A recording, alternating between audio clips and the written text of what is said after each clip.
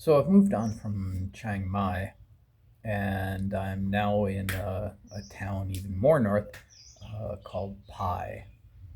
Um, I was told that this place was more in nature and um, had things like waterfalls and more like hiking and things like that.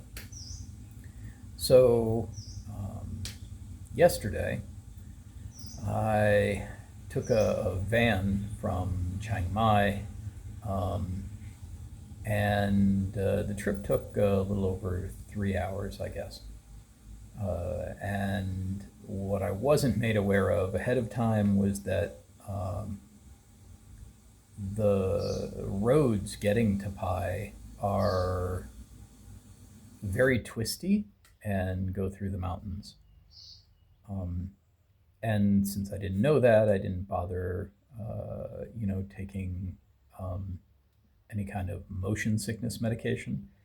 And while I don't normally get motion sick on normal car rides, something like those twisty roads can get to me. So um, about halfway through the trip, they stopped for like a bathroom break, and I did manage to take some medication at that point because I was feeling nauseous and whatnot, and the medication really never kicked in. Um, and by the time I we wound up getting to Pi, I was, just not feeling good at all. And so uh, from Pi, from the town, the place I'm staying, which is called A-thip um, cottages, I guess. Um, the cottages are about 2.5 kilometers by road to get to them from the main part of town. And I was, just not feeling like walking it. So I wound up getting a taxi, probably paid too much. I think I paid about 150 baht. So that's about 4.5 US dollars. And I got to my hotel, or well, to the cottages, and it turns out that the people that man the cottages are only here until about 8 o'clock at night, and then they go off back to their homes, and the cottages are unmanned after that. The cottages are actually pretty basic, and there's no real like convenience stores or food places or anything like that around here. So I was feeling pretty shabby at that point, and um, all I had with me were a few crackers, which I really wasn't in the mood to eat anything, and like some water. So I wound up getting set up in my cottage, and pretty much crashed out for the night. Um, and so I woke up this morning, and it just felt much better this morning. Took a shower, and um, just been watching TV. It's like noon at this point in time, and I'm back to feeling normal. So I guess I'll be walking town shortly and seeing what that's all about.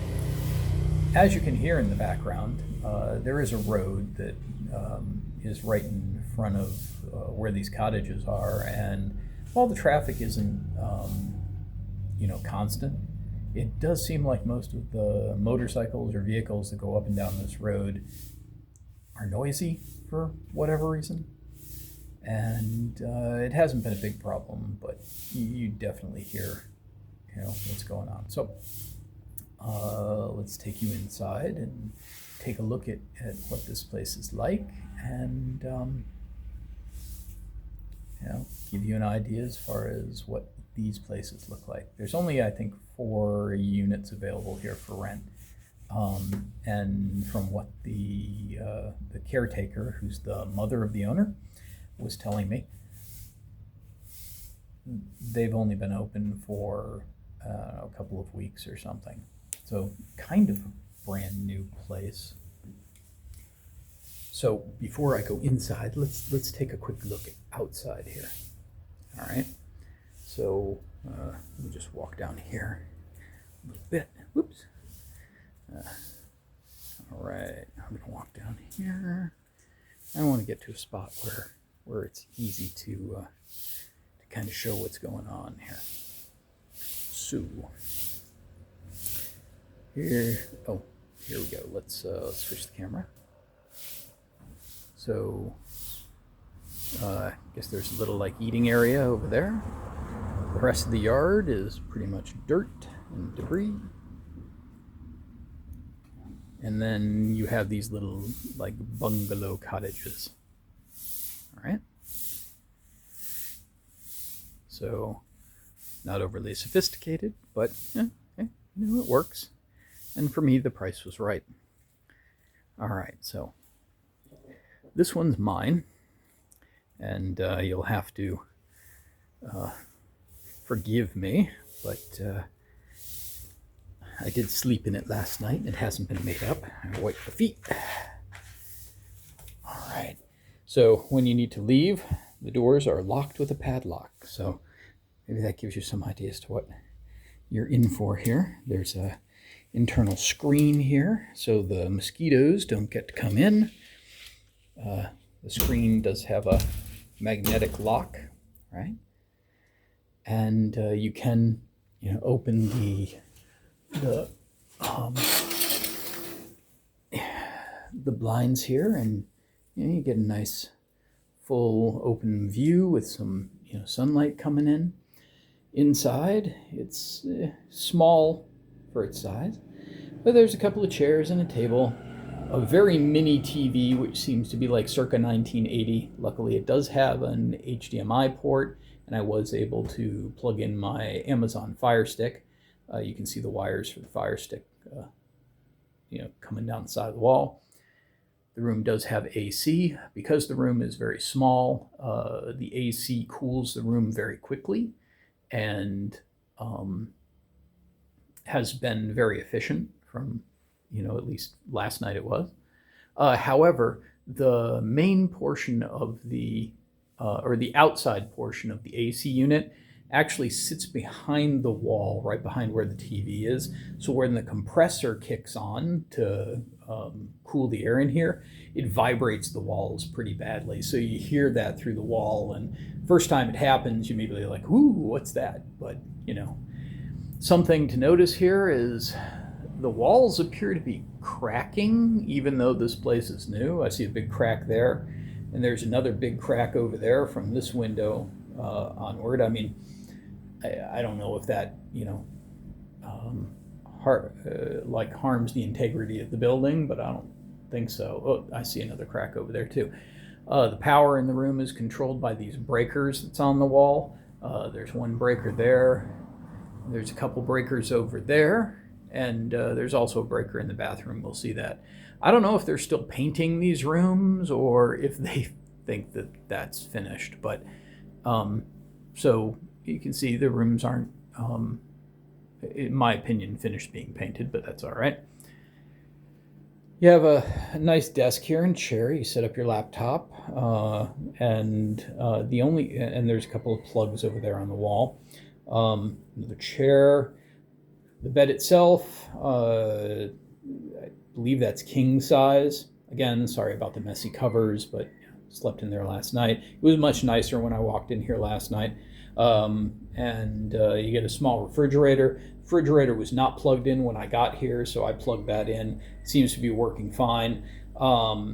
Again, towels, 2 towels and 2 small like facial towels are provided. There's an area to dry your clothes if you choose to wash something. And you get this, a little bathroom. So you've got a toilet, a one type, shower sprayer, hot water heater, and a sink and a mirror, right? This is a wet bathroom, so everything in here will get wet when you take a shower. So be dang sure that you close this door and lock it from the inside so the water doesn't spill out into the main room. The power for the water heater on the wall is that box over on the left-hand side. So, it's just a breaker box. You flick that on and the power comes on to the water heater. Again, was not on when I first came here, so had to turn that on as well. So, that's it for the room. For what I paid for it, definitely not bad. It's not a bad thing that it's, kind of outside the main town and whatnot. But one thing that is kind of bad, at least for me last night, was the fact that there's, really nothing right around this area. And now that's, peace and quiet's not bad at all. But, last night I was kind of in the mood for some food or something like that, late after I'd started to, settle down from the motion sickness. And I haven't rented a scooter or anything yet here. Scooters are available in town. I was offered one last night, but I was feeling kind of crappy when I was talking with the person, so maybe I'll rent one today. So this is the place, and in a minute or two I'm gonna throw on my flip-flops and walk down to the main town, and we'll see what that's like and maybe rent a scooter. As far as price was concerned, I managed to get a good deal on this place. I think I spent like 650 baht.